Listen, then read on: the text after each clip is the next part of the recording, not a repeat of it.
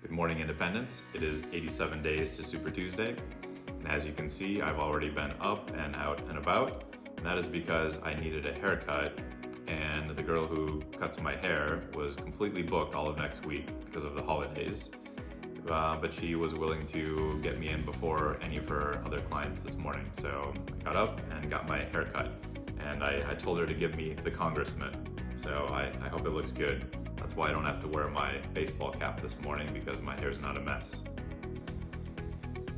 Since all of the election deadlines are officially passed to be on the ballot for the March 5th primary in the race for U.S. House of Representatives here in California's 10th District, I thought I would do a tutorial about how to go onto the Federal Election Commission's website and see who is in the race in your district. So if you're here, you won't have to, because I'm going to show you who's in the race in a minute. If you are viewing this from elsewhere, you'll be able to see how to find your district and find the candidates that are running and all of the campaign finance information about them, how much they've raised, and how much they've spent, and where their funds are coming from. So let's get to it.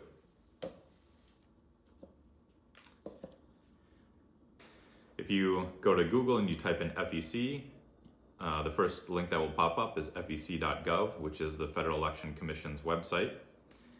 And you can scroll around and there's a whole bunch of information on here. You can really dig into every single candidate running for a federal office, and you can see how much money they've raised, you can see how much money they've spent, and you can see where the money is coming from to a certain extent.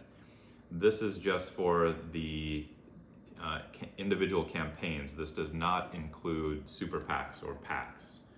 So as you can see down here, if you scroll down, we have Donald Trump raised $60 million, Joe Biden raised $56 million, Ron DeSantis raised $31 million.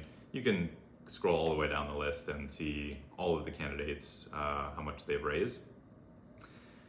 But we are interested in California's 10th district. So we're going to click up here in the left on campaign finance data, and then go to all data. And this nice little map pops up. If you know exactly what state you want to look for and what district, you can just click on those and it'll drill down and show you exactly where you are on the map. If you're not sure what district you're in, you can just start clicking on the map. So you can zoom in and zoom out. Like let's say we wanted to go to the district that was south of here. You can click there, or maybe let's try to zoom in to the district that is just below us in the Livermore and Pleasanton area. And you can click there, and that's California's 14th district. And down by San Jose, if we click somewhere around there, we've got the 18th district, or a little bit further up and to the left, the 17th district. So anyway, let's go back to our 10th district, and then we're going to click go. And then we're going to scroll down till we get to California's House District 10 and click show all.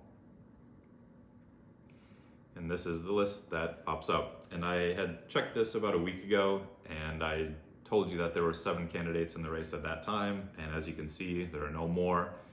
This is the final 7 that will be in the race. So at the top, we have the Democrat incumbent, Mark Desaulniers. And then we have 3 Republican candidates, Nolan Chen, Musa Jalise, I'll have to make sure I pronounce his name correctly, and Catherine Piccinini.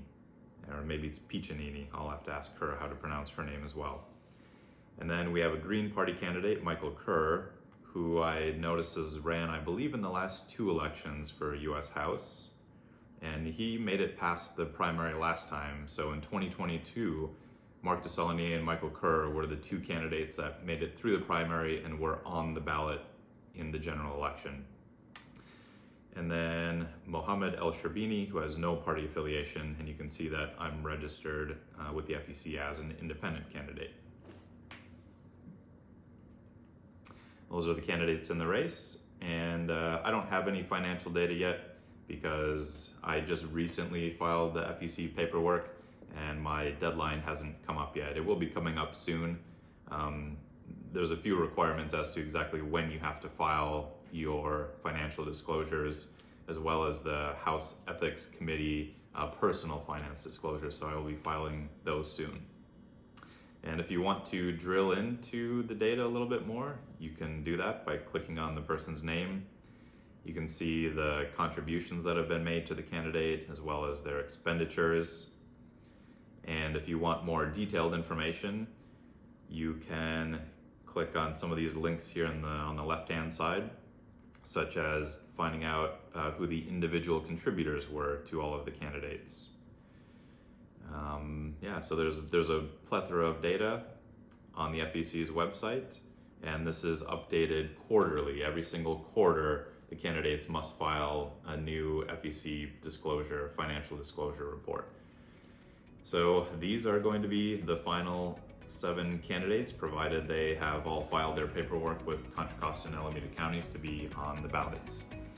And I will be tomorrow bringing up a little bit more information about all of the candidates so you can see who's in the race. And you can see that maybe somebody else will better represent you than me. Until then, I will talk to you later.